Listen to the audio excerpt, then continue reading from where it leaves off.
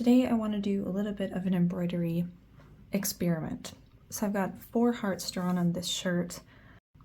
And what I want to do is show you the results of using different types of embroidery stitches when you embroider on clothing, and also using stabilizer versus no stabilizer. So I have this old stained baby shirt here that's very stretchy material, and you can embroider on stretchy clothing. And usually to get the best result, you're going to want to use a stabilizer. I'm actually using 2 layers of stabilizer on this one. There's also a layer on the back, just because it's so stretchy. And on this side of the shirt, I'm going to use long and short stitch, which is a lot of short overlapping stitches. Then on this side, I'm going to use just satin stitch.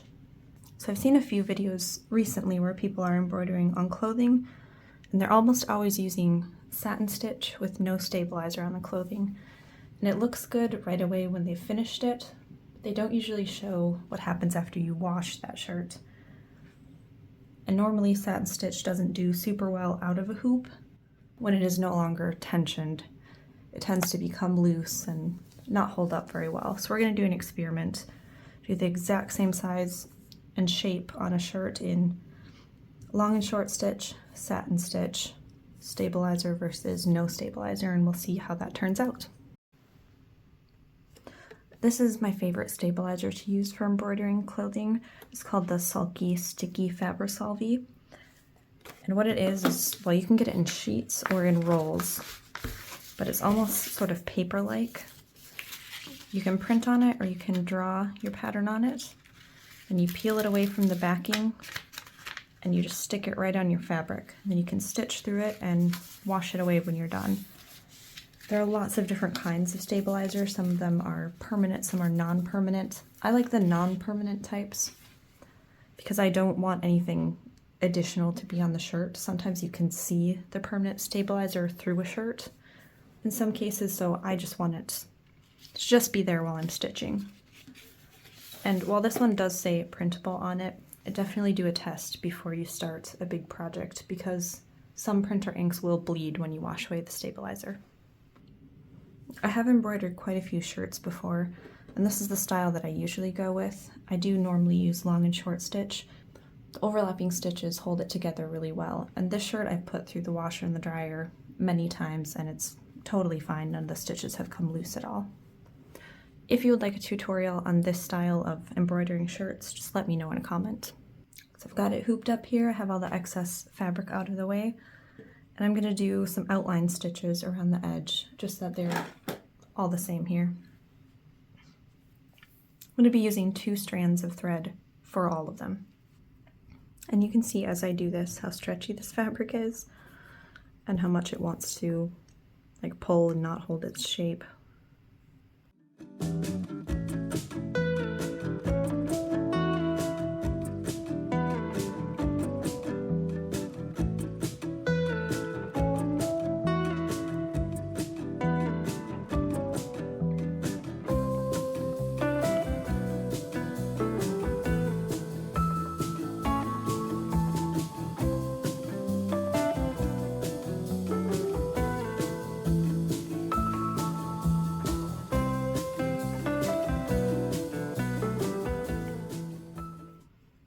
So I'm going to go ahead and outline the rest of them off camera. All the hearts have been outlined, so I'm going to go ahead and start with the fill stitches now.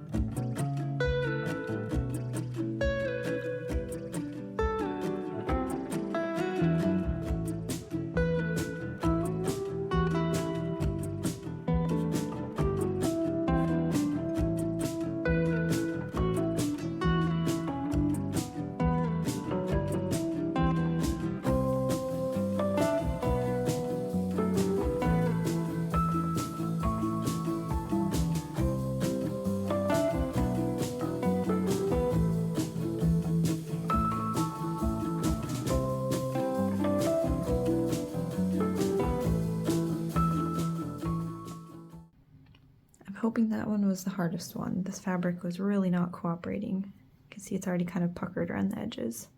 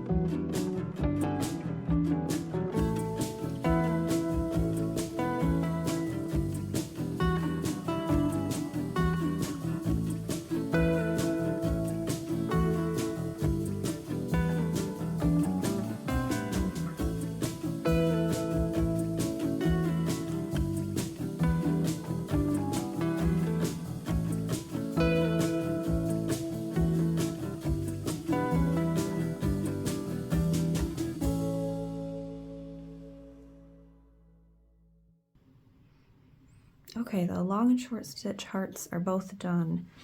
I can tell a pretty big difference between the two. The one that has stabilizer was a lot easier to place the stitches where I wanted it to go, and I think it already looks better.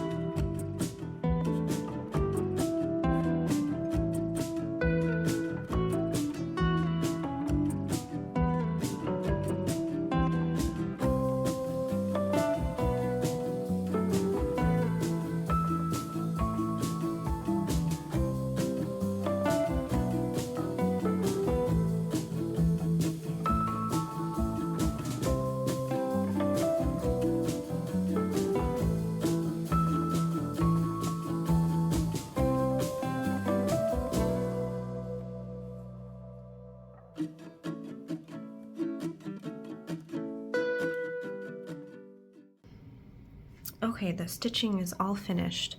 I can already see a pretty big difference between the two rows. I think that the stabilizer portion looks quite a bit better, but we're gonna really put it to the test now. I'm gonna run it through my washer and dryer and see how they all hold up.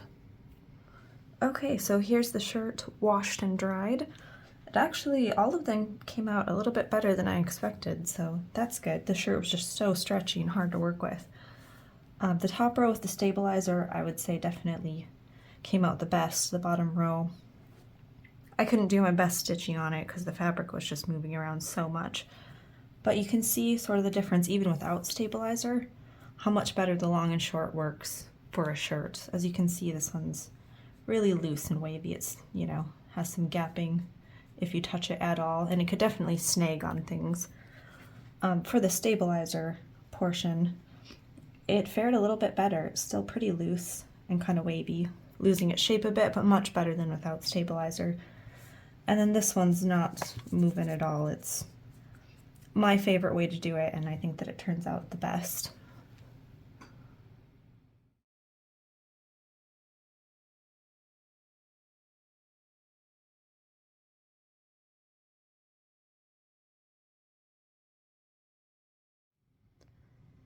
I hope this video was helpful.